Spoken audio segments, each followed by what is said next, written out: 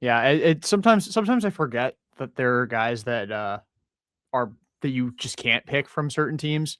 So like when I see Chase Silseth pop up, I'm like, huh, interesting. But yeah, no, for sure. Thinking along the lines of the Angels, do you want to give a guy who's hurt a lot, 11 mil a year, or do you want a guy who posts and can serve a purpose as out of in a multitude of roles. And like again, for Derrik, who only has one starter, maybe he ends up being in his opening day rotation, but we'll see. There's still a second round. You guys have seen the draft board is off the screen. Figure we take a few seconds before we get it back into picking.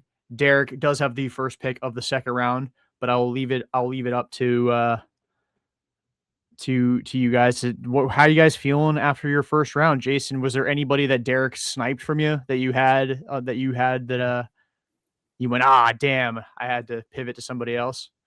I had my eye on Jake Myers, but I thought he would be available later on, but I think the more complicated part, I'll speak on behalf of just in general. I feel like the hard part is just like I have these guys on my board who are high up, but I can't take them.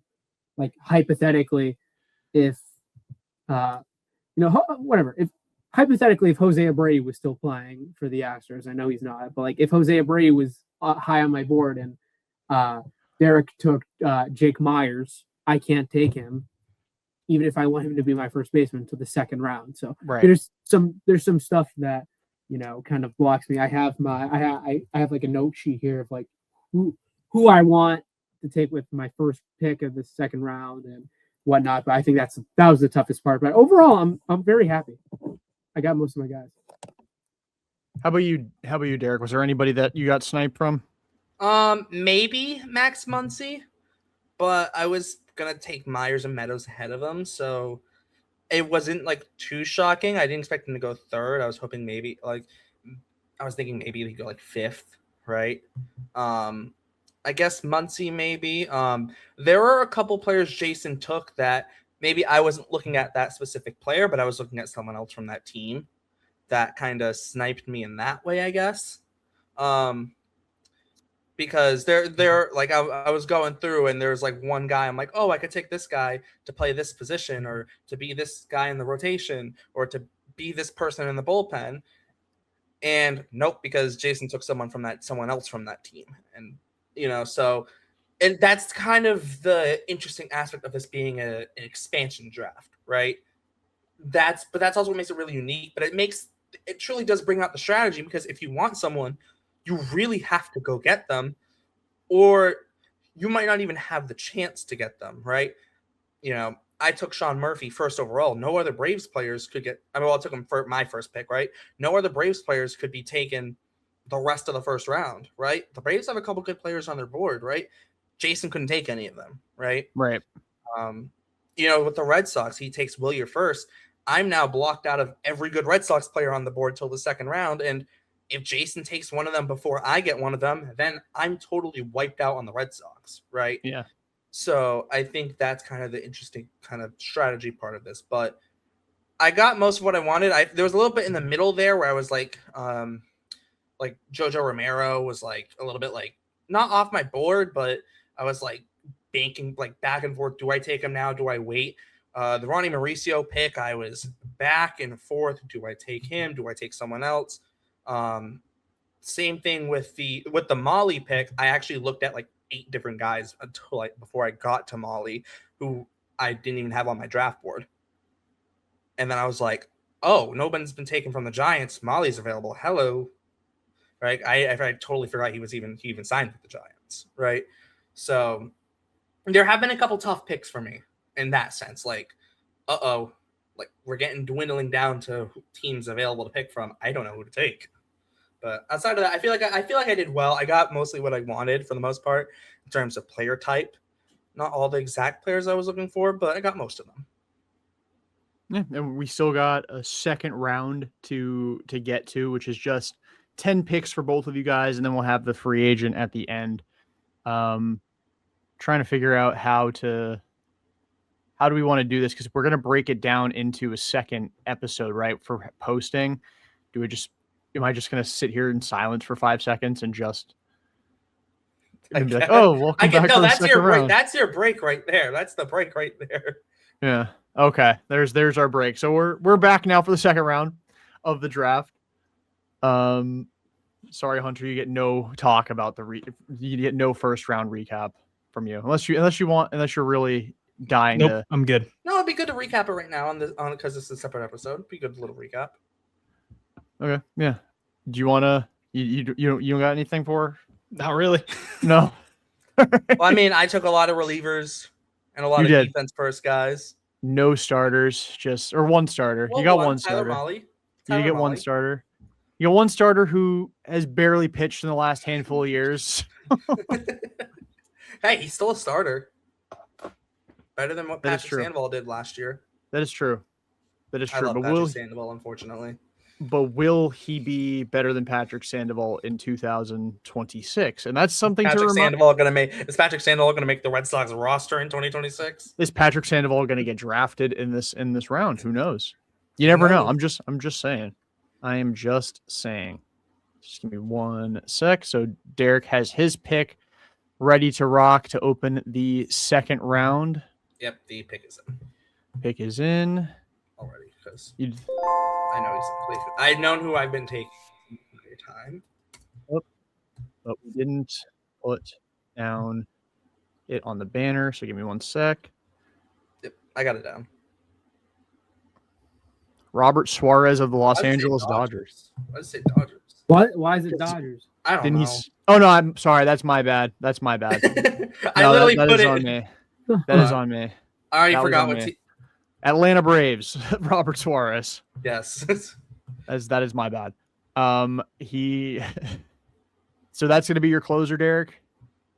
Yeah. The thing was supposed to say closer. I'll change that. It's fine. I got it. There we go. So the first pick of the second round, we got Robert Suarez, closer for the Atlanta Braves, not the Los Angeles Dodgers. That's on me. I swapped him and Edwin Diaz in my brain for a split second. I mean, I'll take Edwin Diaz too. No, it's okay. It's okay. Hunter, your thoughts on the Robert Suarez pick?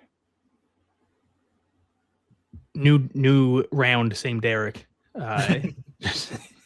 This is also why I took Sean Murphy with my first pick.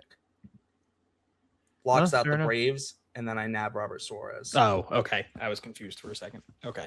Yes. Yeah, just the pitching is absurd on Derrik, or the relief pitching is absurd on Derrick's team.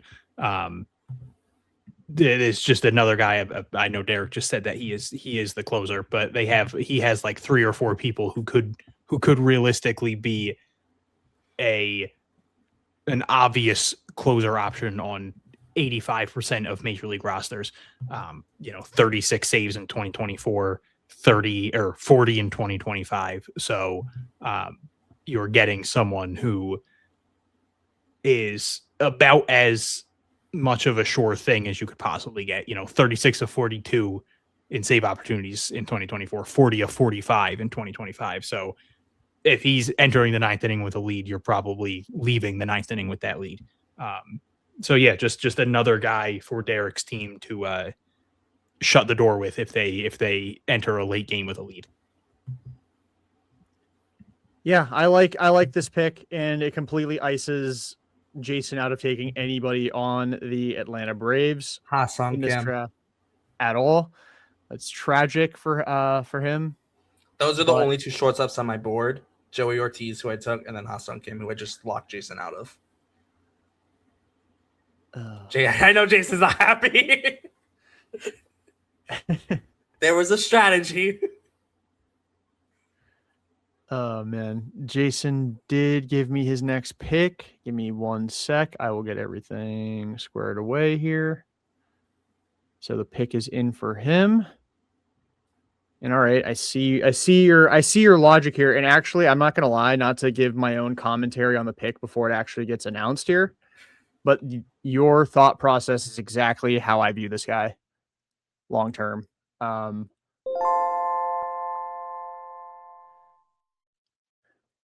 Ben Kasparius of the Los Angeles Dodgers going to Jason with his first pick of the second round. And he told me that he is making him a starter. And that's exactly how I view Ben Kasparius long term. So that's why I said that. But Hunter, your thoughts on Kasparius? Yeah, makes sense to make him into a starter. Doesn't really need a ton of bullpen help at the moment, and this is a guy who 3 starts last year mainly came out of the bullpen, but a lot of multi-inning appearances, and another guy who, not to keep harping on this, but again, why I think the Michael Wacha pick was so good is you now have another guy who could give you really solid innings as a starter, but it's also not 100% guarantee. The very differing outcomes with him, considering he's never really done that in the majors. Those 3 starts last year he only made 3 other appearances his entire career, but 3 starts and 49 appearances in his career. So you don't 100% know what you're going to get from that, but there's a very high upside for him as a starter. So yeah, good high upside.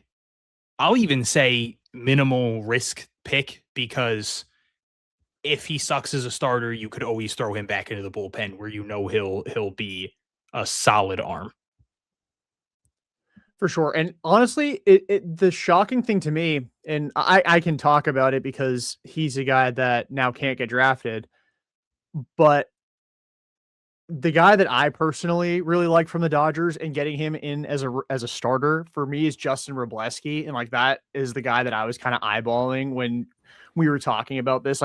Cause when you guys brought this idea to me, I'm like thinking of who I would take from these teams as well. And like, for me, Justin Robleski is like become like my lefty reliever that I want the Red Sox to trade for, and like somehow, some way make that work. Because he's a guy I think could start. And it's not just because he dazzled against the Red Sox when the Sox went there and hit their 2024 season died, but he's a very talented arm. But I like the Kasparius pick. I was looking at Vesia. If I was looking at pitchers from the Dodgers, I was looking hard at Vesia. Vesia is really good. Jason too. taking Muncy in the first round threw me off of that, and then I got a couple other lefty relievers. And okay. Derrik's second pick. He goes back to the rotation. Didn't know he had it in him. Taking Sonny Gray of the Boston Red Sox. So there you go, Craig. You've shed some salary. There you go, my guy. Now you can go sign it back. Craig. I'm so sorry, Craig. Hey, if you want him back, I'll take I'll take Marcelo. I don't think you. I don't think he will. That's kind of the point. I don't think you like Sonny Gray that much, but that's the point. So yeah, Derrik now gets his second starter. Tyler Mahle and Sonny Gray are his front two. He's reassembling the 2021 Cincinnati Reds. Yeah. Hey, they got rid of the crappy human being, and look at that. And they're all joining my team now. That's true. And he's a free agent, so if you want to sign him at the end. No, I'm good. No. Keep him far away. You very much can. Hell no. What are your thoughts on the Gray pick, Hunter? Really good pick. He's been a above average starter basically his entire career. At this point in his career, not going to it's not like you're getting him for a long time. You're getting him for a good time. He's what, 36, right? 36, I think. Yeah, I think he turns 37 at some point during the season. Okay, so yeah, then he's 36. Sweet, I was right. But I mean, even at this age, he's still like, he had 201 strikeouts last year and 180 and 2/3 innings. He had 203 strikeouts the year before that. 4.28 ERA, 2.62 batting average against aren't the best numbers in the world, but all the under the hood stuff looked so much better than the ERA and the batting average against. And that's kind of amplified by his like 6 seasons prior to that all being much better than the numbers that he put up last year. And he'll like 3 straight seasons of 165 plus innings. Doesn't sound as sexy as it is, but like that's really good for today's MLB where you're not getting a ton of like 200 inning guys anymore. So having a guy who's going to get you, 32 starts, 28 starts, 32 starts, like he's a consistent guy in your lineup or in your rotation. Sorry. And he is a high middle arm. Like he's not a number 1, but he could be like a 2B. Like you don't want him to be your number 2, but he could be like in a group of number 2s, and that's not a terrible thing. And obviously in an expansion draft, you're not getting any true aces. That's just not happening unless you get a young guy and he turns into that. But for the most part, it's you're getting projects or you're getting established solid veterans, and there's not many better than Sonny Gray. I've talked ad nauseum about Sonny Gray as like if we're talking just the 2026 season, like I know that report came out that some people in the Red Sox front office view him not too dissimilar from Joe Ryan for 2026. And I don't disagree with that notion. Like, I think they're very, like, if we look at the end of the year at their 2 seasons, I think they're going to be very similar.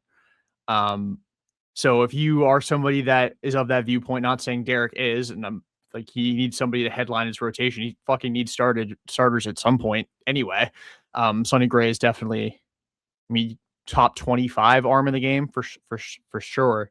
And an established guy. He's been to the postseason, getting guys like he's honestly, it feels weird to talk about him and say he's not too far away from Joe Ryan and then comp him to the Michael Wacha pick that Jason had in the first round. But like, you got to have a veteran. You got to have a guy who's been there, done that, won some awards. Sonny Gray is in that tier, and that's a very good pick for Derrik. Which brings us to Jason's next pick here, which is, let me play the sound. Jose Caballero of the New York Yankees. Going to be playing a lot of shortstop for them while Anthony Volpe ends up recovering from his shoulder surgery. And I see that you switched it to util / shortstop. Is that just kind of waiting to see where he's at, where you're at from a roster standpoint? Yeah, exactly. That's exactly my thinking. Yeah. So Dudu's very valuable. I mean, he puts up 2 wins a season. It doesn't always look the same, but he had 97 WRC plus last year. Showed some power when he got to the Yankees, which was really annoying because he hit a home run off Garrett Crochet and made me very sad. Had a 134 WRC plus. That home run, I think, was on Sunday Night Baseball too, which made me even angrier. He was a very good Yankee, and a very annoying Tampa Bay Ray. Steals a ton of bags, plays good defense. Not the flashiest player in the world, but you have enough guys that accumulate 2 wins above replacement on your roster, you're gonna win some games. Hunter, your thoughts on Jose Caballero? Like you said, crazy fast. 49 steals last year, 44 the year before.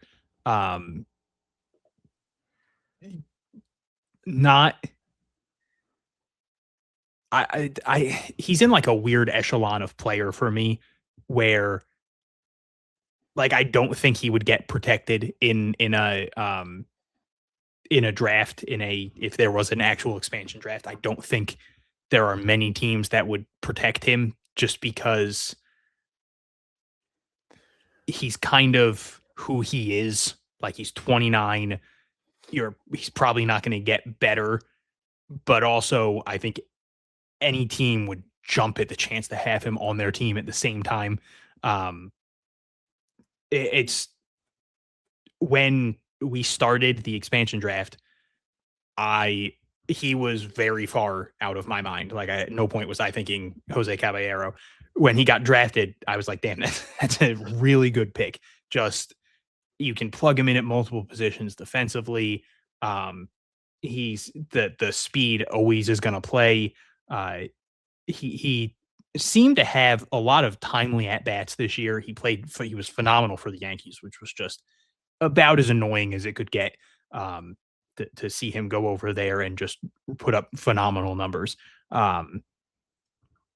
So yeah, I think he's someone who would fit really well on an expansion team as, again, you know what you're going to get with him. You know you're going to get decent on base percentage, a ton of steals, really good defense. And he's very much a plug and play kind of guy where you can throw him at multiple positions, but also I don't think it would really affect him if he wasn't starting.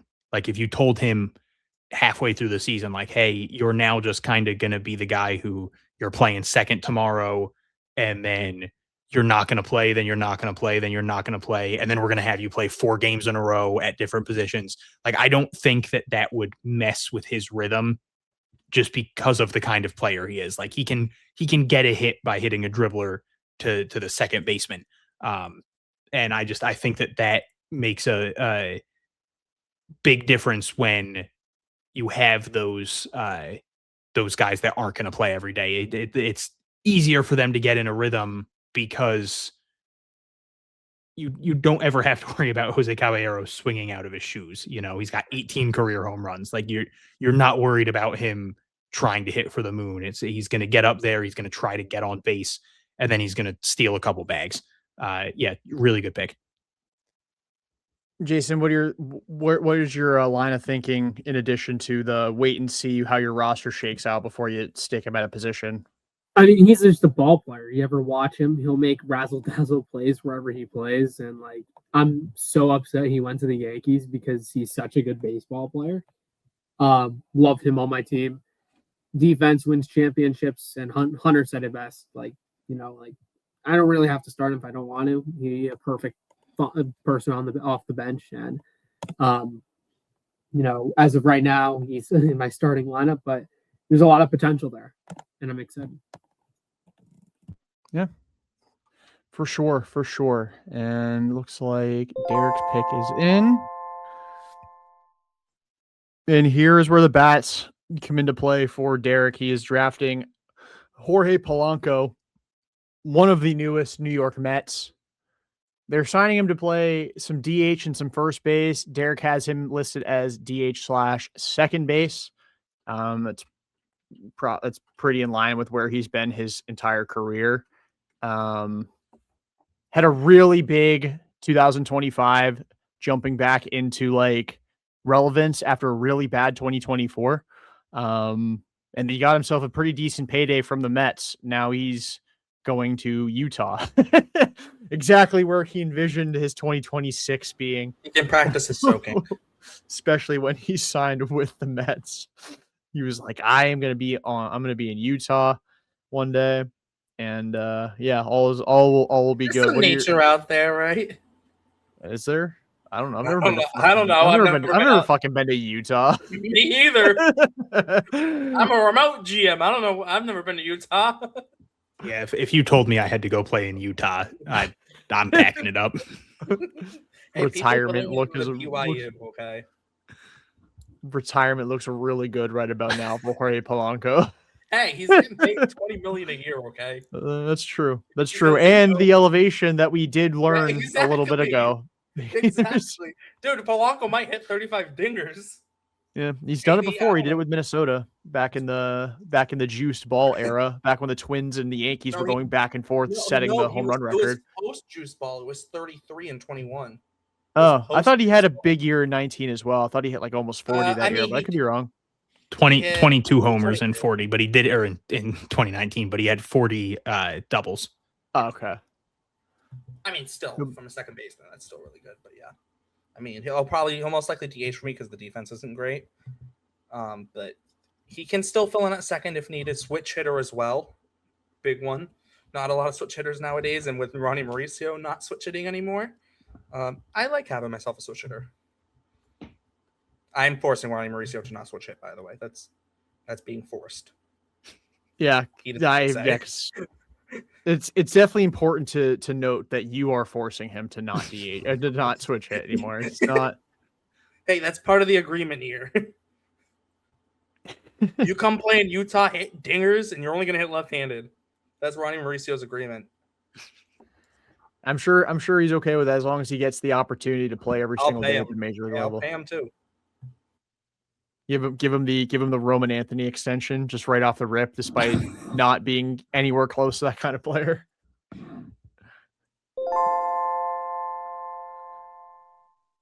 Jason's next pick, outfielder Jahmai Jones of the Detroit Tigers. We have Rob Refsnyder at home. Jahmai Jones, really good against left-handed pitching, especially last year.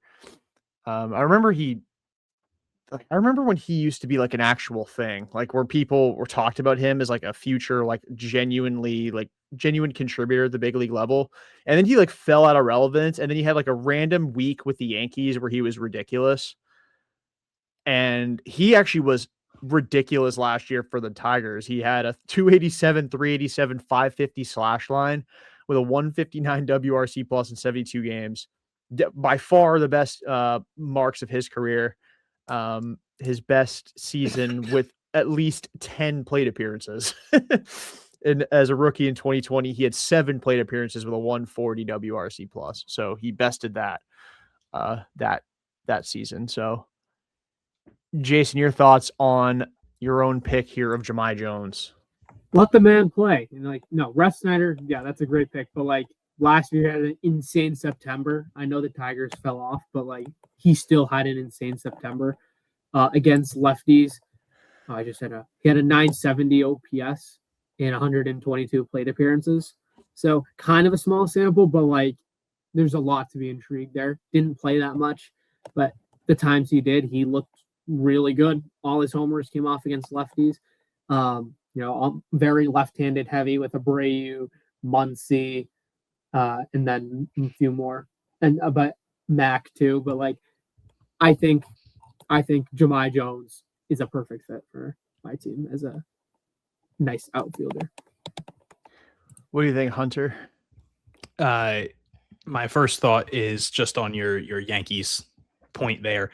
That's like a staple of the Yankees at this point is they will get some random, crazy, obscure, bad player. Obviously, Jones had a phenomenal 2025, but like this was 2024 Jones coming off a really bad start to his career, where they'll just get like a random week of insane play. And I feel like it's the Yankee Stadium effect where it's just like, oh, they get a couple cheap homers and people like, I don't want to say it because Red Sox fans are going to hate me for this, but Franchi Cordero, like he was not a good baseball player, went to the Yankees and had that just insane like 2-week stretch where he hit like 400 with 6 homers, and Yankees fans were like, oh, Red Sox are so stupid, they got rid of him. And he was off the team in 3 weeks because they were like, well, wait, never mind. But yeah, just a absurd come up from Jahmai Jones last year. Like played them in the most games of his career and rewarded the Tigers with just phenomenal play. So yeah, that's a good pick as someone who has earned a bigger role, and giving him a bigger role, you will probably be rewarded. Like imagine him producing the way he did last year with a 937 OPS and expanding that instead of 150 plate appearances, making it 450 plate appearances. Like that's all of a sudden a genuine all-star player. So that's asking a lot, asking him to keep that production up when tripling his plate appearances. But I mean, you'll never know if you don't try. Yeah. And like to my initial reaction of Rob Refsnyder at home, Ref got like about 200 and something plate appearances last year. and had a WRC plus of I think 130, somewhere in that range. That's kind of where he was with the Red Sox his entire time there. So even if it's not quite to the everyday player level of volume, he'll be productive in his role and just being a big leaguer for 162 as opposed to just the second half where he's constantly just playing against lefties. And we did point out earlier how Jason was going very, very lefty heavy. So getting a guy who can mash against left-handed pitching is important. For sure. And with that, Derrik has selected another starter, Dean Kramer of the Baltimore Orioles. Going to Derrik here, his third starting pitcher taken. All of them are righties, so I have to find a way to nitpick a little bit here. He's got no lefty starters now, so that's my new bit. But a guy who eats up innings for sure. That's kind of been his calling as a big leaguer. He's never really flashed anything beyond that of the hashtag Chad innings eater role, but that's an important aspect. You need guys that can eat up innings, and with a bullpen as dominant as Derrick's is, they're gonna be asked to handle a lot when it comes to putting together wins. So getting somebody that can give you 6 innings kind of as a floor is super valuable. Derrik, what are your thoughts on your own pick here of Dean Kramer? Well, I'm not gonna lie. Had I not taken Gavin Sheets, I probably wouldn't be taking Kramer. I was really looking at Ryan Mountcastle, liking maybe a high elevation would help him. But once I got Sheets, I kind of started zeroing in on Kramer as the guy to take from Baltimore, for me at least.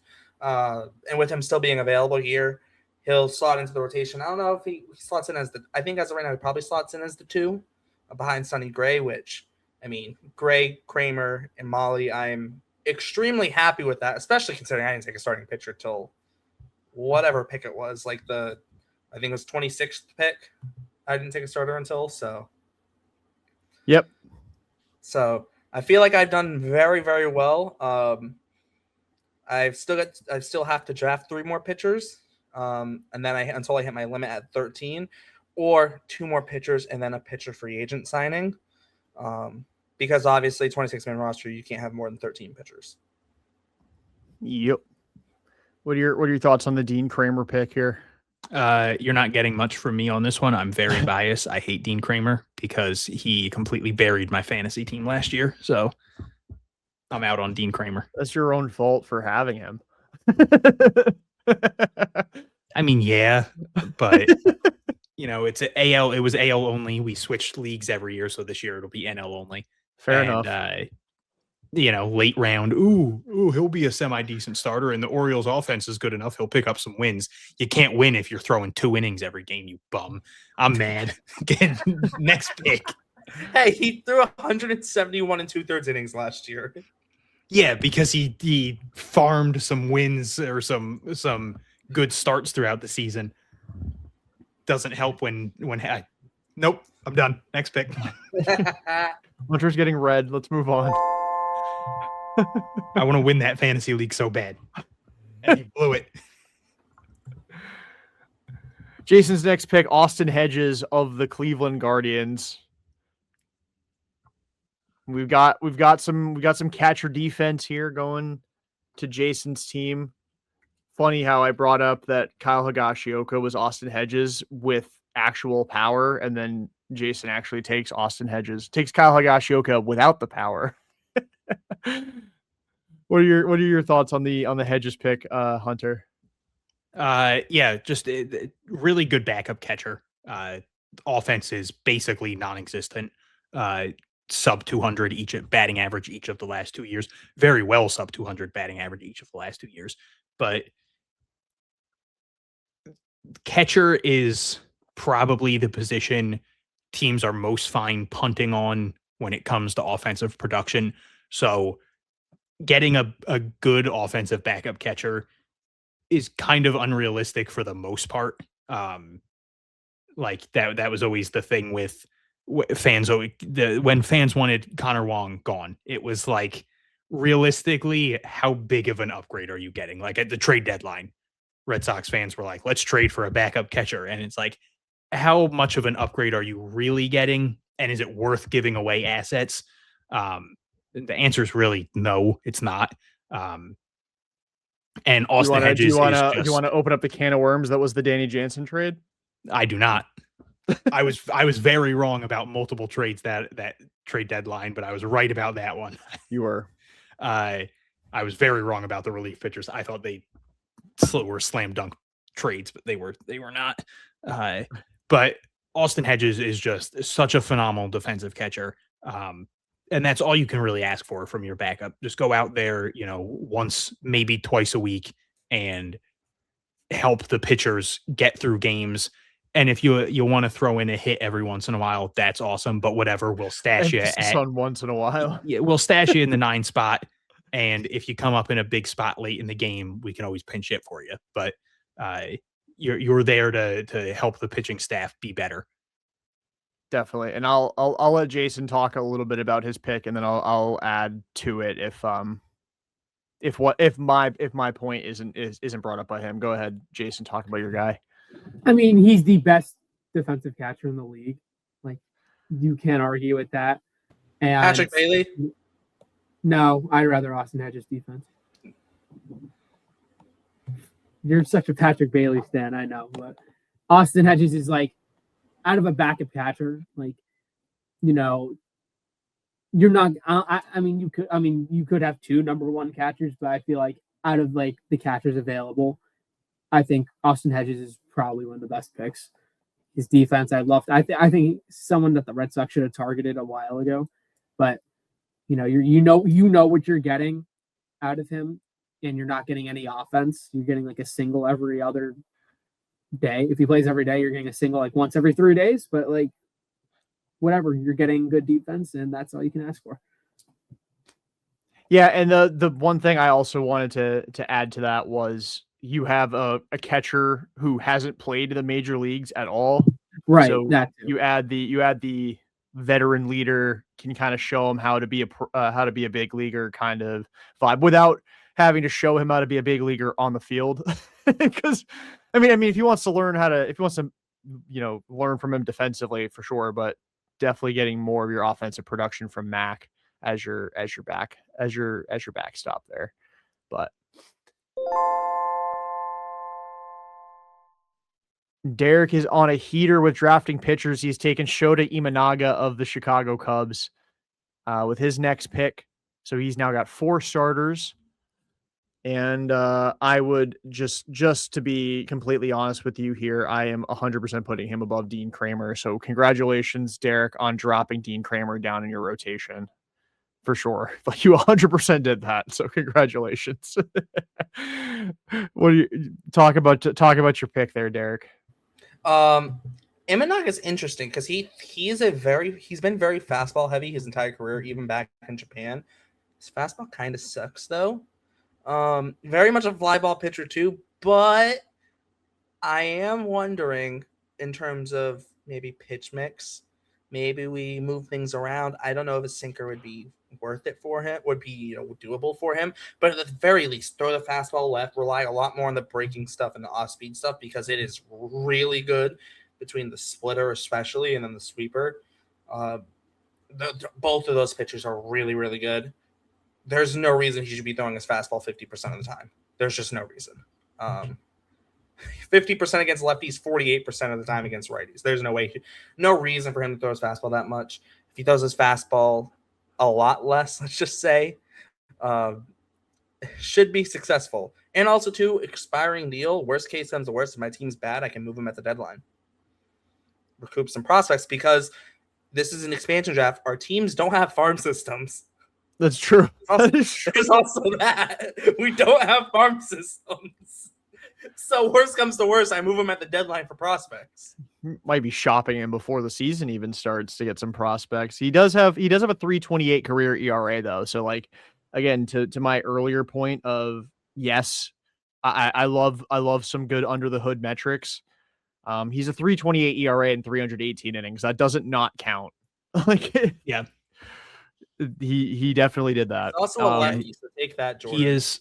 Yes, that's true. I no longer have a I was bit to use planning on against you. taking him anyways, so He is the opposite of Sonny Gray in that sense, where the in your face numbers are much better looking than the under the hood numbers. But I mean, like you said, he's thrown 318 innings and he has a 3.28 ERA. So like at some point it's under the hood numbers be damned. It's working out for you. But there is like that fear of things going very wrong for him. And like we saw the ERA take a pretty massive jump this year, even though the whip dropped a little bit. And then we saw him get shellacked in the playoffs. But again, for the most part, things have worked out very well for him. And I agree with Derrik. If you can get him to stop throwing that terrible fastball a little, even if he can just cut it down a little bit to like 35% of the time, I think that would make a massive difference. You could go like the Red Sox route early in the season where they were just not letting pitchers throw fastballs at all, unless you're named, Garrett Crochet or Aroldis Chapman. But like you could do that and basically get him to completely abandon it. But I think even if you cut it down a little bit, you'll see the numbers start to even out a little bit and tip more in his favor. And even if he keeps doing what he's doing, he'll at least be a decent enough arm because he's been solid his first 2 years in the league. Definitely. He's definitely somebody that regardless I've got my eye on in 2026. It's weird to see, like, I'm not necessarily shocked he took the QO. I was more so shocked the Cubs offered it to him after being like absolutely not on his club option. Maybe they thought that he'd feel spurned by the declining of his club option or whatever, and he would say no to the QO, but like 22 mil is 22 mil. No guarantee. I think they were banking on him saying no and then a team going after him. I think that was very much a slap. I don't want to say a slap to the face. I don't know what you would call it, but a shock to them. Considering what Amai got, I mean, look, like with that retrospect, I mean, him not if he would have rejected the QO, he would be kicking himself right now. Yeah. Yes. Yeah, he'd probably not be signing for another 4 to 5 weeks, and it'd be for like 13 mil, and because you'd also have to factor in that the team would be forfeiting a draft pick, and I think enough last year for teams away. Yeah. No, I don't think he would have had much of a market, if any market, in 2026. Which I wonder if teams, I'm sure they do, because the executives are smarter than I am, but I feel like they maybe don't take that into consideration enough sometimes. Like if I'm the Cubs, I'm thinking no team's going to want to sign Imanaga because of that. And his agent will probably tell him that, and he'll probably tell him, "Hey, just take the qualifying offer." But yeah, maybe they did want him to take the qualifying. Yeah. Well, the Cubs are maybe hoping he didn't take it, but would rather have him on the QO than the 3 years. Yeah, most likely.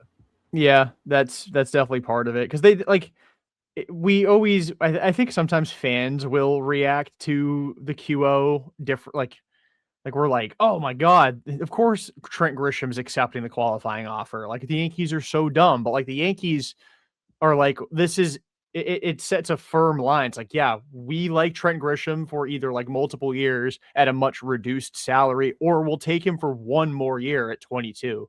Like notice how the Red Sox after 2024 didn't give the qualifying offer to Tyler O'Neill, but did to Nick Pivetta. I don't think they didn't give it to Nick Pivetta because they were like, or they gave it to Nick Pivetta because they were like, oh, I hope to God he doesn't take it. I think they were like, this dude's a super talented arm. We get him for 1 more year. Maybe it clicks for him finally in 2025. And it did, not for the Red Sox, but it did in 2025. And then, for Tyler O'Neill, it's like, yeah, we can give him 22 mil, but then he has to do what he did this year, or he will not even come close to that level of production. And yeah, so we spent a lot of time on Shota. Let's move on to Jason's next pick, which is Chad Patrick of the Milwaukee Brewers, who gave up not to make this about the Red Sox again, gave up Jarren Duran's hardest hit ball ever. So I've now poo-pooed 2 picks in this draft with Jarren Duran mentions, the Garrett Clevenger pick and the Chad Patrick pick. But I do like Chad Patrick a lot. Had 3.53 ERA in 27 appearances, 23 starts for the Brewers. Strikeouts were up. He had a 9.6 Ks per nine. 94% average fastball velocity. He's a solid arm. Moved him into the bullpen towards the end of the year and in the postseason. But a starter by trade and somebody that I don't know how many starters do you even have, Jason? Because I've lost track. On my sheet, I have 5. You have 5. Okay, Yeah. so your rotation is buttoned up with this Chad Patrick. Unless I take a starter and I put him in the bullpen. That's true. You could do that as well. But explain your reasoning for Chad Patrick. Yeah, I mean, so in terms of F4, he had this amongst available pitchers, he had 7. He was 7th. I think he had 2.7 F4. 2.6. 2.6. You know what you're getting out of him. Had a really good year. 23 starts, 19 2/3 innings pitched, 1.2 WHIP. There's a lot you could tweak. I'll leave that to my evaluators, but there's a lot of potential. 3.53 ERA, and as someone who was drafted by the Diamondbacks. Dang, I don't know that. He kind of gives a Zach Godley vibe when I look at him, so it's not really shocking he was a D-back at one point. Which means the next time there's a pandemic-shortened season, he'll be a Red Sox. I'm done talking. Knock on wood. Knock on wood. That's ways away from being the thing again. Hopefully. Well, yeah, excited. I'm excited for him, especially in the back end of my rotation. Hunter, your thoughts on Chad Patrick? I like the pick. I think he was really good last year. My one kind of unserious fear is just that the Milwaukee Brewers were the team that the baseball gods decided to bless last year, where just anything that could go right seemed to go right. Every year there's one team where it's just like, man, why is this guy good? Why is that guy good? Oh, they're winning games in the most absurd ways. And it seemed to be the Brewers last year.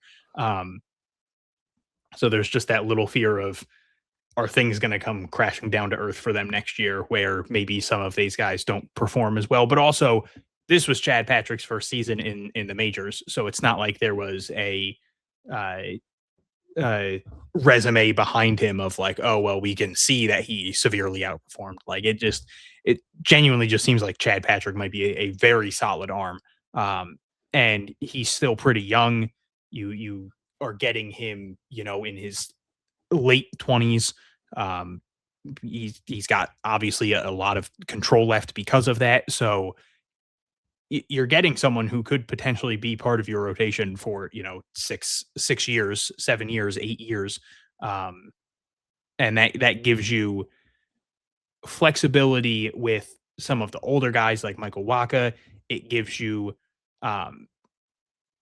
someone who's already proven a little bit more than some of the other younger guys that he took earlier, like Ashcraft. It's a nice mix of both, and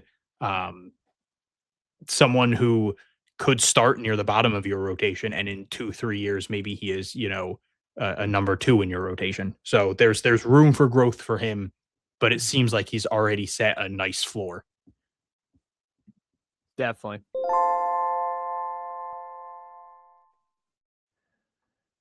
Cody Bradford of the Texas Rangers going to Derrik with his next pick. Back-to-back lefty starting pitchers in the big 2-6. I actually really like this pick. Cody Bradford, not a guy who throws exceptionally hard. Definitely more of a crafty arm. Only averages 90 miles an hour on his fastball, but last year, 8.3 Ks per 9. He hashtag says no to walks, which is a huge thing for me. Only a 4.2% walk rate last year. That was consistent with what he's been as a pro. He made 20 appearances in 2023. Missed all of 2025, by the way. So he had a 3.54 ERA in 2024. He missed all of 2025 with an elbow injury. but he should be in line for a normal spring training, but they're not 100% certain that he will be ready for opening day, if that makes sense. So like, it's like kind of the Yoshida effect where he'll play every time he's scheduled to play, he will play. But you bet your ass that when it's opening day time, he's going to be going to the glue factory, and we may see him, we may not, but we'll see. We shall That's why see. I have Chase Silseth as a swingman. There you go. That pick is a lot more valuable now, considering I have Bradford and Molly, neither of whom can stay healthy. Yeah, you dipped into the two, well, I guess now former in this reality Texas Rangers who don't stay healthy, with Molly and now Cody Bradford. Just to move this along a little bit quicker, because Jason has also made his next pick. We will move straight from Cody Bradford to Matt McLain of the Cincinnati Reds, going to Jason here with his next pick. Matt McLain set the world on fire when he debuted with the Cincinnati Reds, and then he got hurt, and he's been really bad as a major leaguer since, hence him being unprotected by the Reds, who have a ton of good young players. The problem is they have a ton of good young players, and a lot of them are starters, and you don't really want to just give away good young starters for nothing. So then that leaves somebody like Matt McLain, who was at one point a Rookie of the Year candidate, unprotected, and therefore now part of Jason's team. Hunter, your thoughts on the Matt McLain pick? Awesome rookie season. Pretty significant sophomore slump, but I mean, 864 OPS in his rookie year gives you a very good base to work off of, and hope you can get him back to some form of that. Obviously, hoping he can be an 864 OPS guy his entire career is crazy. It's not unheard of, but my point being more, if you can get him even somewhere in between the two seasons, like if you can get him to his season or to his career average of like a 735 OPS, that's a very useful player still. Like that's still a someone who can contribute on a winning team, and he's still only 26. There's room to grow. 15 homers last year, 16 his rookie year, 18 steals last year. Like he gives you a little bit of everything.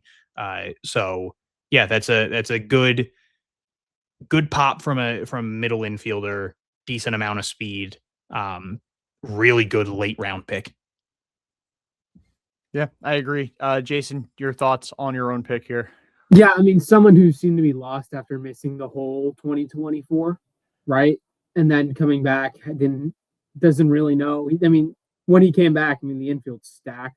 Cincinnati has, but like at the same time, I think with him going to Nashville, he's going to get more opportunity, and he's going to get coaches to get him back on the right track, and hopefully he can be just as good, if not better, than what he was once before. My eyes got all big here when I saw the name that just came across my screen, because that's a name right there that I completely had forgotten existed as a major leaguer. With Derrik's next pick, Austin Martin of the Minnesota Twins. Again, completely forgotten about him. Former top prospect. I want to say, was it with the Blue Jays at first? Yes, 5th overall pick by the Blue Jays in his and then draft he got year. traded for Barrios, right? He was in the Barrios trade. Yep, for 5th overall pick in 2020. He actually had a really solid season for the Twins last year. 50 games, a 113 WRC plus, had a 374 on base. So he was actually pretty solid for them. Just 2 home runs in 143 career games. So he puts the slap in slapdick. I almost said he puts the dick in slapdick, but that would have been interesting to say. That would have been an interesting. We're 3 hours in. Okay. Give me a little bit of slack. It's fine. It's fine. Hunter, save me for myself. What are your thoughts on this pick? I love Austin Martin. He's one of those guys. We were talking about it before we even started, and I mentioned how I have this weird love for Bryce Young. That's kind of how it is with Austin Martin. Like, not many people are going to like go to war for this guy. Like he's not putting up crazy numbers. He hasn't even really played a ton in the majors, but there's just something about him when I watch him play. It's just like I feel like there's something there. So I really like this as a high upside pick. Like he's still 26 years old. There's still plenty of time for him to grow, get better. And I could see him being a very dangerous, top of the like leadoff hitter who just gets on base, steals some bases, and runs up the run total. He's not going to hit for a ton of power. He's probably not going to drive in a ton of runs, but if he can just continue to get on base, I think there's something in Austin Martin. So I think this is a really good potential pick. Yeah, I didn't realize how good his command of the strike zone is, and he doesn't strike out, which is good. I mean, he's a guy who, again, like I said, he doesn't hit for power at all, which is 2 major league home runs, again in 143 games, but a nuisance to face, and that's kind of the main thing here that really helps his cause. And even still, with the lack of power, he underperformed his expected stats last year. He had a 333 weighted on base average. That was a 342 expected. His expected slugging was 28 points higher than his actual 365.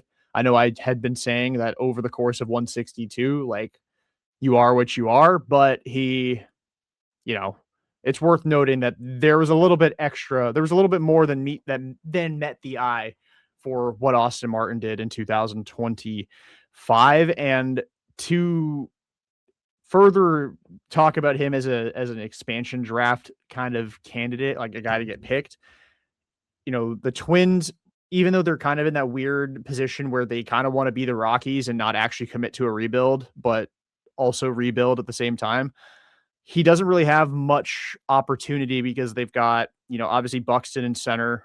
They've got, who's the one of them retired? I always blank on if it's Kirilloff or Larnick that retired.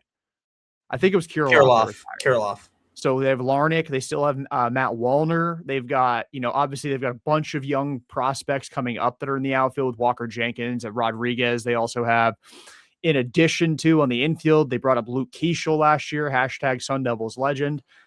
He was a beast for them. So not a whole lot of opportunities for Austin Martin. So he's very much a product to get taken in an expansion draft. We will move on to Jason's pick here,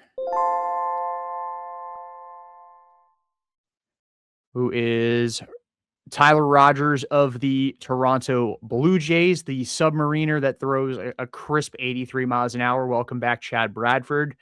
Absolute demon. I love Tyler Rogers. He is so annoying to face. I remember back when he was like a 50 overall in MLB The Show, but everybody was like spamming him in Diamond Dynasty, and it made me sick to my stomach as somebody who also spammed him in Diamond Dynasty, because we don't see submarine guys. It's like a knuckleballer debuts, they're going to be thrown every game in Diamond Dynasty. Submariner debuts every game in Diamond Dynasty. That's what Tyler Rogers was, but he's more than a meme now. He's actually a stud, got a nice payday from Toronto, and now as a result of getting paid, you're going to Nashville, Buckaroo. It's a little bit more of an enticing spot than going to Utah, but still probably not what he had expected when he hit free agency this offseason.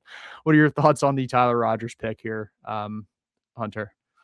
Not too much to add, really. He's just really freaking good. He is super annoying to go up against. Just that's a phenomenal pick. He is 35 years old, but he has been lights out his entire career. You're going to get good outings from him basically every time he steps onto the field. So he spent his entire career with the Giants up until a couple months ago, and when he got traded to the Mets, then he goes to the Blue Jays, doesn't even get to pitch there, and he's shipped off again. So a guy that was loyal to a team for a while is all of a sudden on his third team in the last, or fourth team in his last 5 months. Poor guy. He's still having an off season that's not like Carlos Correa, because Carlos Correa was on 3 teams that off season, so not quite the same. But Jason, your thoughts on your own pick here? Yeah, really good player. I'm excited to see him. He got a payday, but like whenever I played him in the show, it was just weirdly so hard to like hit against.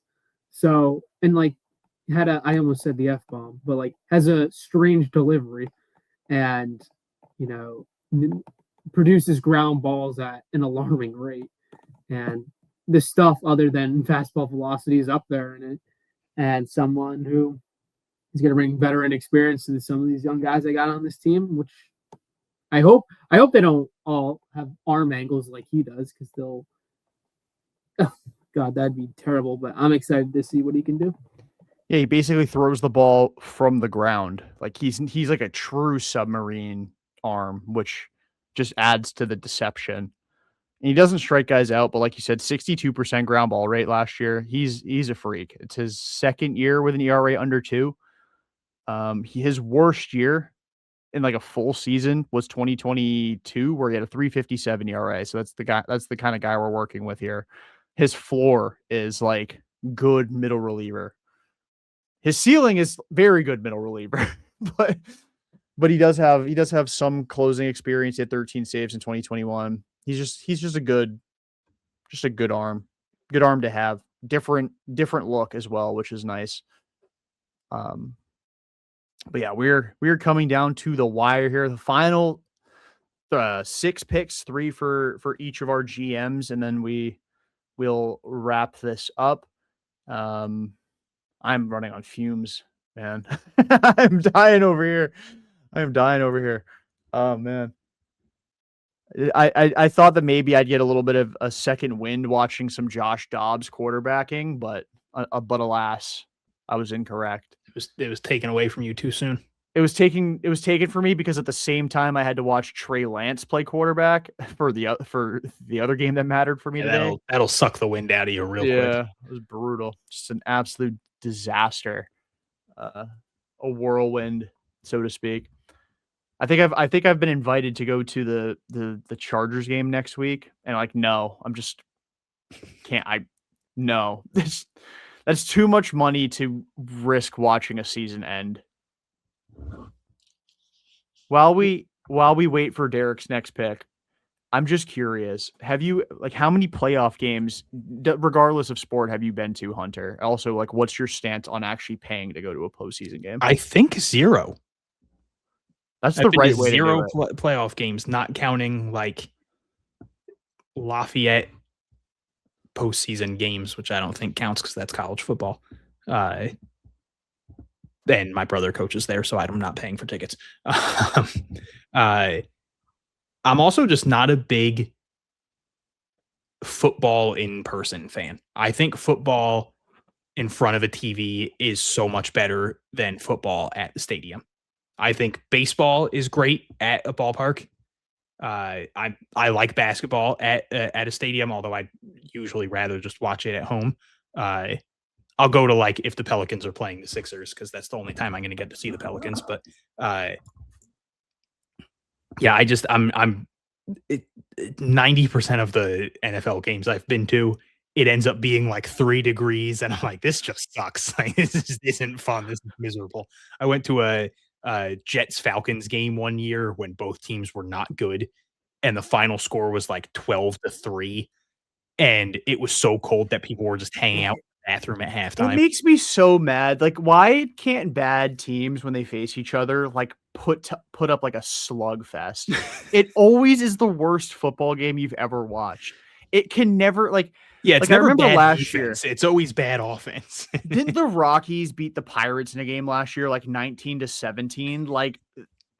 If two bad football teams face each other, it is always no scoring. Yeah. If it was 42-38, I probably would have had a blast. That would have been the greatest game awesome. ever. Two shitty teams. Sean Green's out here running for 300 yards. This is awesome. But no, in the big 2-6, you get 2 bad football teams on your screen. It is going to be a disaster to watch. And every single time that there's a toilet bowl, I always sell myself on the hey, maybe this will be a fun game.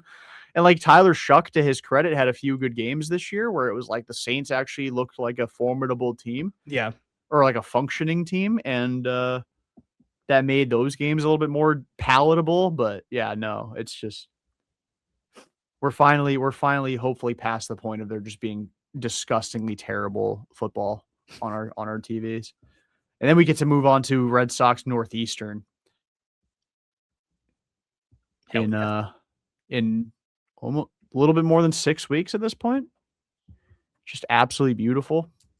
Is okay. We got I always say my least favorite thing about like the holidays ending is at least when it's cold out, like before Christmas, I'm like, oh, look, Christmas is coming. Like the holidays are fun.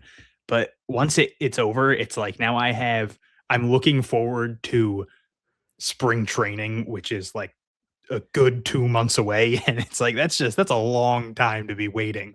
And now it's like, it was like 12 degrees today. And it was like, there's just nothing positive about this. Like I'm sitting here like, man, I can't wait for the Red Sox Northeastern game. Woo! Hate it. Hey man, Looking forward to that. So like genuinely looking forward to the baseball kicking up again. But hey man, I would absolutely, I could definitely go for some Red Sox Northeastern, to be honest. I really could. Really could. And then in 7 years we can talk about how that guy struck out Roman Anthony in a spring training game. But who was that? It was Aaron they struck out Savali. David Ortiz, right? It was Aaron Savali. Okay. It was Ortiz though, right? Yeah, it was. Yeah. I think he struck out Ortiz and Napoli. That's awesome. So that was I mean, hey, if there was ever a sign that he was going to be a big leaguer, it was probably then. Yeah, seriously. Oh, Derrik, why'd you do this to me? I'm sorry. I went to originally pick someone, and then I realized they were protected. After I made them as well.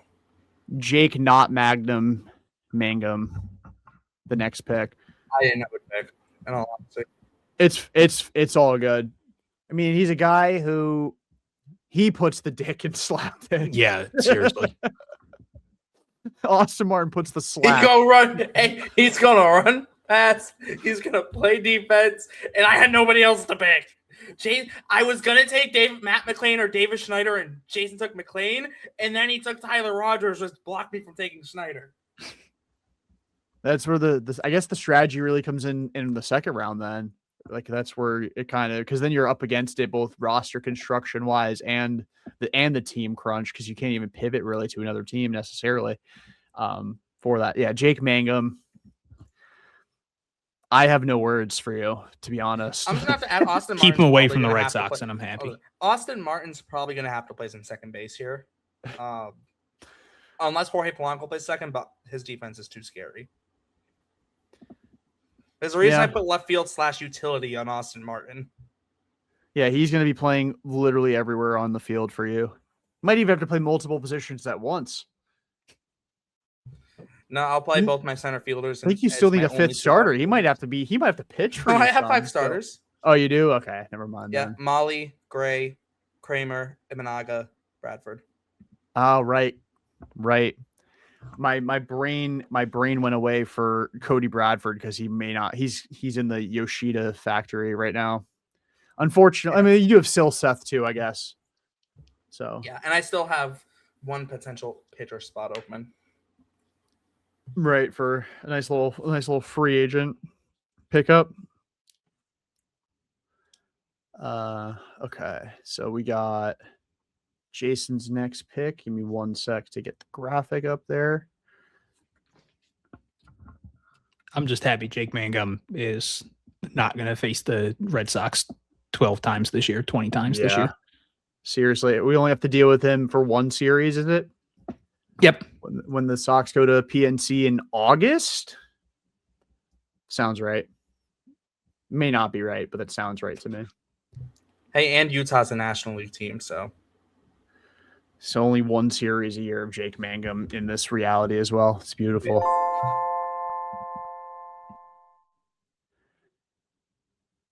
And Jason's next pick is Dominic Canzone of the Seattle Mariners.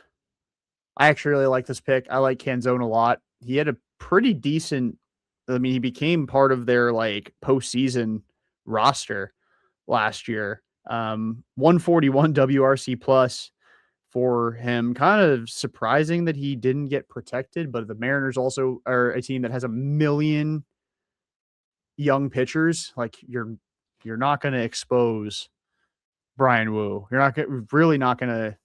I mean, you're definitely not going to expose George Kirby. So like you need. That's where again a guy like Canzone becomes available. Hunter, some of your thoughts on the Canzone pick? I'm a big fan of Canzone. Honestly, he is a one of those guys who I feel like if he had I don't know how to word this. If he had a bigger role, I think that he could, like, he's in a weird spot where it's like he gets to play to his strengths in Seattle, where it was like, he's only going to go up against right-handed hitting or right-handed pitching. But I would like to see him get a chance to just kind of be out there. Like 82 games last year, 839 OPS, 11 home runs, 32 RBIs. Like the numbers were phenomenal. And I'd be intrigued to see if a full, 140 games, 450 plus plate appearances, would he kind of be able to keep that production going, or would it be like, all right, well, now that he's out there every day, some things get exposed. But either way, if you nearly double his plate appearances from last year, it's hard to imagine he's not, closing in on 20 home runs. He's not closing in on 60-ish RBIs. Like there would be upside either way. But if you have the ability to just kind of keep him in this role where you're using him in situations that put him in a spot to succeed, that's just a really, really, really good bench bat to have, and someone who I think will have those stretches that have fans wondering, why isn't this guy playing every day? Definitely, Jason. Let's hear from you on your pick here. Similar, you saw I have outfield / DH. Another let's see how things play out move. But he became a vital part to Seattle's playoff push at the end of the year, right? That 300 in 269 plate appearances, pretty good. 839 OPS, 481 slug, 358 on base. Really solid numbers. And for a team that I need a DH, that is not the best fielder, but would slot perfectly. Maybe a day, like maybe once a week, can play an outfield spot. Works for me.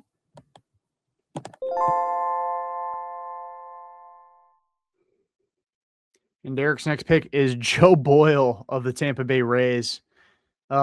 Thank you for getting him out of the American League East as well. I'm tired of hearing about him as like a concept of being like a very good player. And I think he can be. Like he's definitely got the stuff to do it. He's just another one of those guys where command leaves him quite frequently, and that's kind of been his Achilles heel. But he did have an outing against the Red Sox this year at Fenway when the Red Sox went on that 10-game winning streak into the All-Star break, where he pitched really well for like 4 or 5 innings, and then the Red Sox kind of got to the bullpen after that.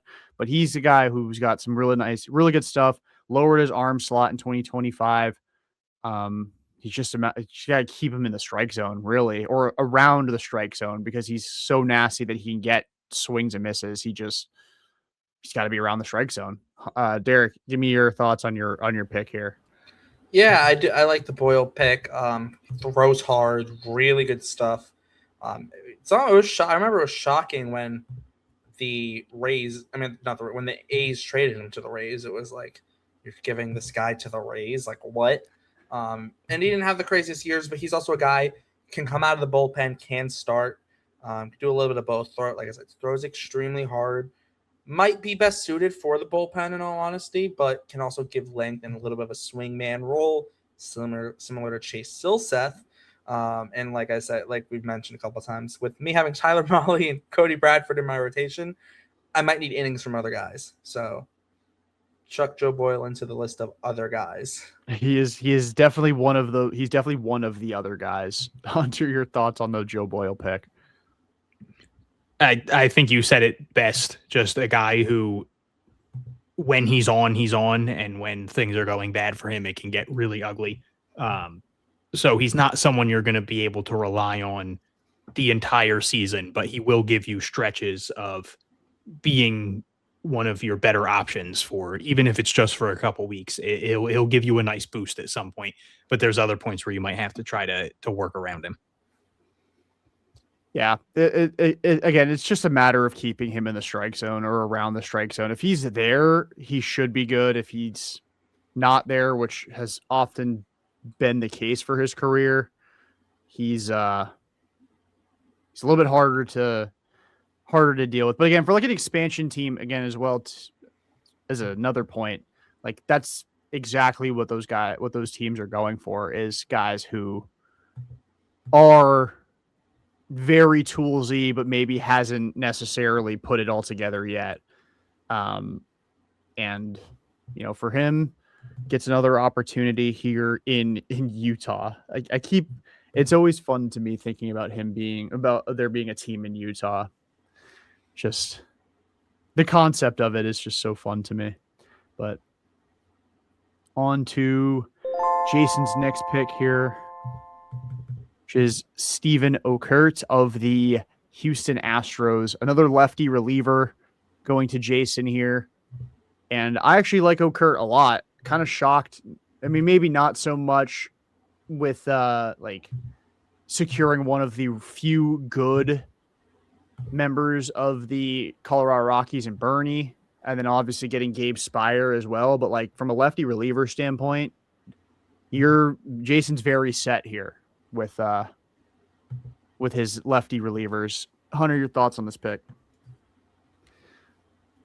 Yeah, he's definitely. I mean, both bullpens. Again, it's a point I made much earlier in the live stream, but it amazes me, and I guess it shouldn't, just how many good relievers would be up in a expansion draft, just because those aren't the guys that people are going to protect. But Okert, 3.01 ERA and 71 2/3 innings, sub 200 batting average against, sub 1 WHIP, struck out a ton of people, didn't walk a lot of people. Like this is a genuine, you can rely on him in late game situations arm. And like he did it all year last year, like 68 games. It's not like he 71 2/3 innings. It's not like he was out there throwing once every week and finished the year with 25 innings pitched. Like this was a guy who was called on a lot and continuously answered. And yeah, that's a phenomenal late round pick to, I'm assuming, close out your bullpen. Jason, am I wrong there? Yeah. Okay. He's high leverage, but like still. No, sorry. I meant like, is that your last bullpen piece? Yeah, like you're not yet. That's my last. I have 13 pitchers, so my next one has to be a position player. That's a really good way to end your pitching. That takes us to the final pick of Derrick's draft here. It is Casey Schmidt of the San Francisco Giants, a team that really needs to improve their infield core, especially at second base. But Schmidt is somebody that's kind of fallen out of favor there. I don't want to say they've lost patience with him necessarily, but they're definitely in a position where they would probably prefer to upgrade at that spot. Although they haven't really done a whole lot this offseason in general. Now they've lost 2 players to Derrick's team. Well, the one thing that Casey Schmidt does is he can play all over the infield, and with him and Austin Martin, they're going to need to play all over the infield because, I mean, Polanco can play a little bit second base. Maybe I will try him at first just because Gavin Sheets and Casey Schmidt are the only guys who can play first base, unless I wanted to play Sean Murphy there, which I don't know why I would. So maybe Polanco will get a little bit of run at first base after all, but Schmidt being able to play all 4 infield spots that aren't catcher was very crucial to me here. And I'm looking back, I know I really shouldn't have picked Jake Magnum, but I freaked out and I was taking forever. So Freaked out. I didn't know who to take. I legitimately did not know who to take. That feels like a very good representation of like probably the Pirates thinking when they got him in the trade. They're like, I freaked out. We needed another player. We'll take Jake Mangum. Why not? Why not? And that takes us to the final pick of the draft. Adolis Garcia, the newest Philadelphia Philly, goes to Jason with the final pick of the draft. See, I should have taken Edmundo Sosa over Mangum because of this. He can play second and third.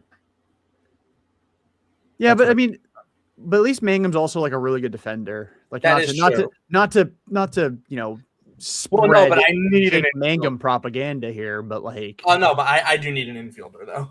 I already have in my outfield. Martin can play the outfield. He primarily played the outfield. Played left field more than anywhere last year. Then I have Myers, Meadows, and Young. So the three of them, I know I said I was going to platoon Myers and Meadows, but like sticking one of them in right field sounds very good to me. So with that, well, I guess we should talk a little bit about Jason's last pick. Back to Jake Mangum. Obviously a guy. I think we can take on the clock off. Yeah, obviously an NLCS or an ALCS MVP rather has a walk-off home run in the World Series. A guy who's got a track record of being a good big league hitter, has not really replicated that since the 2023 season. He kind of looks like, I mean, a lot of the Rangers sold their souls for the 2023 season. He seems to be the latest installment of that, but now he's got a fresh start in Philly and actually really Nashville. So nice little get butts and seats sort of pick up there for you, Jason, to round out your draft. He only had 19 homers last year, but he had 25 plus in the 4 seasons prior to that. So like, this is a guy who still absolutely has a ton of power. And if you can get him back to 25 plus, like that's a really good guy to have, just stashed. Like the last pick of the draft to get someone with legitimate power like that is really solid. Yeah, definitely. Jason, your thoughts on your final pick here? Yeah, I'm fan favorite. I needed someone else, and my options were very, very thin, to say the least. I could have taken Edmundo Sosa, but no. Did head size come into play here at all? A little bit. Neck size too. Freaking mega mind. But yeah. I'm excited for Adolis. I have quite a few outfielders, but beware of trades. Beware of trades. You also have the DH spot. You can't forget about that. You can always stash somebody there. Adolis is still, if nothing else, a good defensive outfielder. So like when the Phillies signed him, I thought it was interesting because they're putting basically $30 million into right field, and they basically got, from a value standpoint, another Nick Castellanos, but it's a Nick Castellanos who can actually field and right. So like if we get a little bit of a return to normalcy for Adolis Garcia offensively, that's one of the better high upside signings of the winter. But yeah, so how are we doing this free agent thing? Are we doing this off stream? Or nope, we're doing it live. We're doing it live. We'll do it live. Jason and I will both send you our free agent offers. If we select the same person, you must decide, Jordan, as commissioner, who made the more fair offer for that player. If we select 2 different players, we each get that player, albeit the offer still must be a fair free agent offer. So I can't just go. I get to play God here. This is nice. Yeah, I can't give. Now, there's nothing that's stopping us from overpaying, but if we underpay, you have the ability to veto it and say no. And then if that's the case, we then would have to go after a different guy. Okay, but let's say you both go after the same guy. Yes. If you offer 10 years, $2 billion and Jason offers 10 years, $300 We million. have to stay under the luxury tax. Okay, I was gonna say, I didn't want there to just be like, oh, I'm gonna offer an ungodly amount, so I definitely get my guy. I mean, hey, you could want to give Ranger Suarez 10 years. You could, but like you'd also be dumb. I mean, you can. Nobody's stopping you. Like nobody stopped the Padres from giving Bogarts 11. Yeah, that is true. It is. Right. It is funny if you would offer Xander Bogaerts that if we were doing this when he was a free agent and you offered him the Padres contract, I'd probably be like, all right, guys, let's keep it realistic. Well, let's keep it realistic, and then it's like, oh shit, the Padres actually gave him that. So I guess in a way, there is no like with AJ Preller still, at the controls of a team. Is there such thing as overpaying a free agent in this? Well, I guess not. I'm but more like, realistic. It's not about overpaying. It's more about underpaying. We can't. Yeah. We can't give Alex Bregman 1 year for $1. Hey, Craig Breslow might. That's different. All right, gents. The floor is yours to submit your offers to me. I will await. I've got Jason's, so I'll wait to see if Derrik has. You can send it to Hunter if you want. Yeah, I will. I'm just trying to figure my maths out.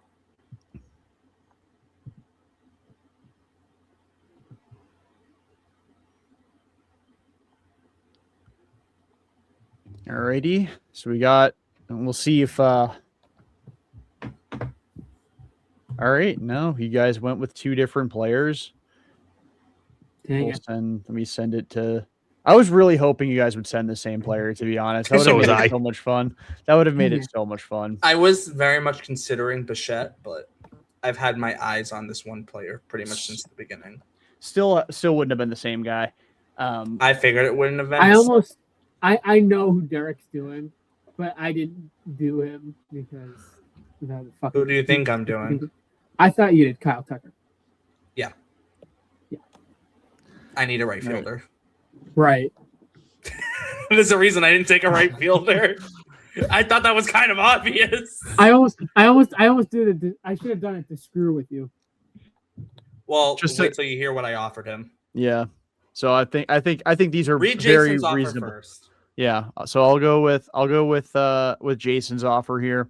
He is offering Alex Bregman 6 years, $198 million. So that's $33 million per season. The 198 made my eyes explode for a second, and then I'm like, oh, 33 mil is really not like that insane. If you're realistic on every free agent, you'll finish third on every free agent. And you're an expansion team, so you have to be extra ridiculous with your free agent Yeah. offer. We're going to lose revenue sharing. Yeah. You're like, okay. I think that's definitely, like, again, you're not underpaying him by any stretch of the imagination here. So I think that's more than acceptable. I'm not going to, I guess I should probably tweet the graphic as well, right?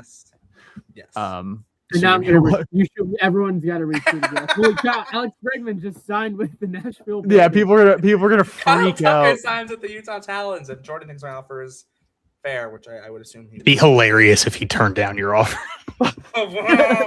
There's no way. Why? Hold on. I gotta tweet it. I gotta tweet. Hey, there's my Jason's middle of the out. order bat.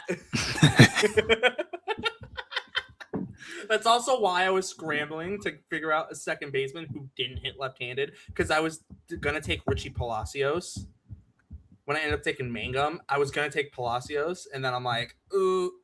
We wouldn't have been able to take Palacios. Oh no, were they the same round? Everything's kind of lumping together at this point. No, I took Boyle after. Okay, because I was gonna say if you took, because you have had Boyle, you wouldn't have been able to take Boyle then. Yeah, but I took Boyle after 2 picks after Mangum. Like that was my next pick. All right. So then the offer that Derrik is making to Kyle Tucker is 12 years, $400 million. And what's the math on that? 33.3. 33.3. I think for 12 years, it's probably not that out of the realm of possibility he get only 33 mil. Because I think with Kyle Tucker, it seems like his market is so small that he'd be like the prime candidate to get like 2 for $100 from someone. Yeah. Like that's where my brain is with Kyle Tucker. So the thought of him only getting 33 mil a year has like made my brain like not like it doesn't compute in my brain the same way. But I think if we're going 12 years, I think 33 mil a year is more than fine. The question is, would he take it? Would he take 12 for 400 as opposed to 2 for 100 to go play for like the Mets or the Dodgers or return to the Cubs? Again, I don't want to play God here too much. It was fun. It was fun when I thought that maybe you guys would submit the same free agent. Unfortunately, but unfortunately, you guys did not. I think that's a fair offer. So I will tweet the Kyle Tucker signing for you as well. So Jordan texted me the offers, and he sent like Kyle Tucker 12 years, 400 million, and now my phone is telling me like to Apple Pay Jordan $400 million. I mean, you greedy bitch, you greedy bitch. Yeah. There you Oh go. my god.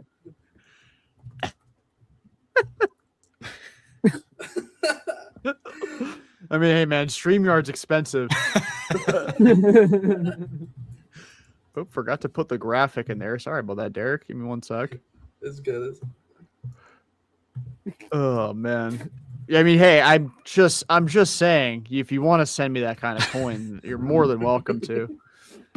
Just I'll post my Venmo and see if people want to send me some money. What, so like I can raise MJF this and then as- well, like MJF, and then everyone just asks him for money.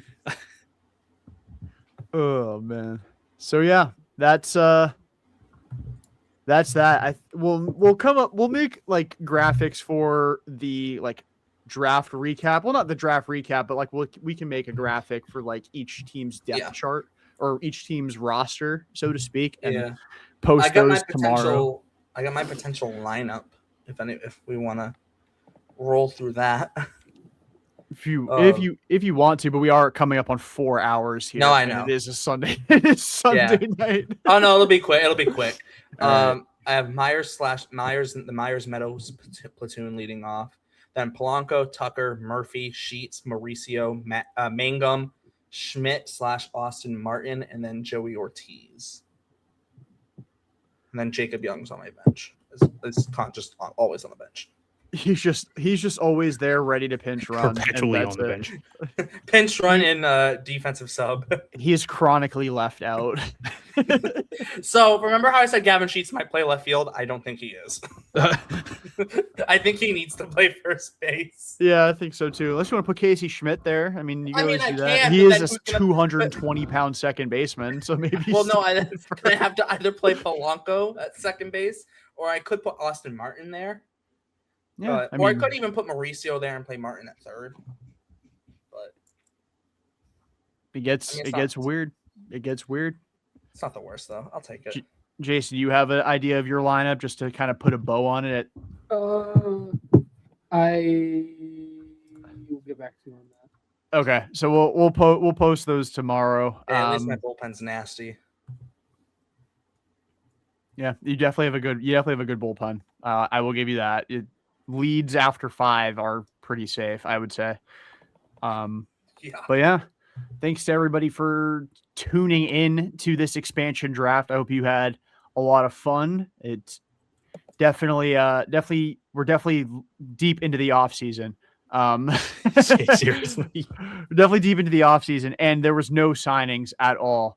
One thing that I thought was interesting, because we talked about this when Okamoto signed, while we were talking about we're kind of setting up how we're going to do this. We removed Nathan Lucas from the protected list for the Blue Jays. I was kind of shocked that he didn't get taken. Granted, well, I think I needed a right fielder, but I was saving my right field spot for Kyle Tucker. Fair enough. And then with Mauricio not switch hitting anymore, him and Sheets were already 2 lefties plus Meadows when he platoons. So. And Nathan Lucas is a 40-year-old sophomore in the league, so. But yeah, I hope everybody enjoyed if you stayed the entirety of this 3 hour and 40-minute stream, your family must fucking hate you. You s- Damn. God damn.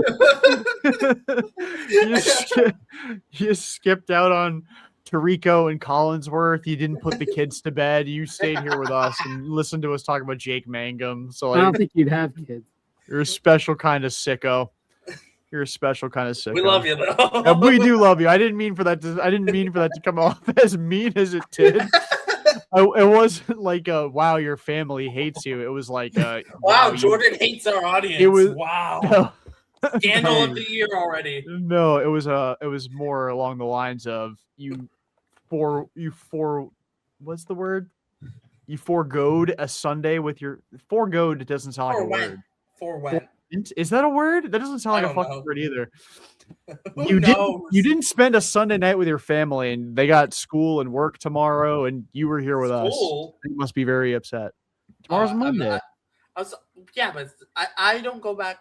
My classes don't start till the 20th. That's why. Everything's about you. Well, I'm talking about the children here, Derek. Come on. Yeah, well, down here they don't go back to school for like another week because I'm in Florida. They don't go back. for another week. Florida man. Only the Florida man drafts Jake Mangum in an expansion draft. And Joe Boyle. And Joe Boyle. Anyway. and that'll- only takes relievers in the first round. Yeah. Relievers and defense. Relievers and two of his first 3 picks are platooning outfielders. Sicko. That's the Florida man at the controls, ladies and gentlemen. But yes. Thanks I'm gonna to tell the Rays to hire me.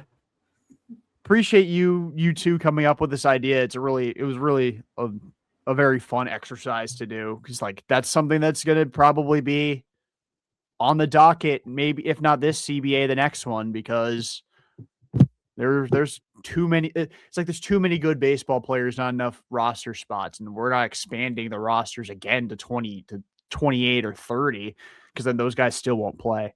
But it's definitely something to keep on the back burner, and we'll see how we decide who had the better draft when all is said and done. Something we can check back in on at various points throughout the 2026 season.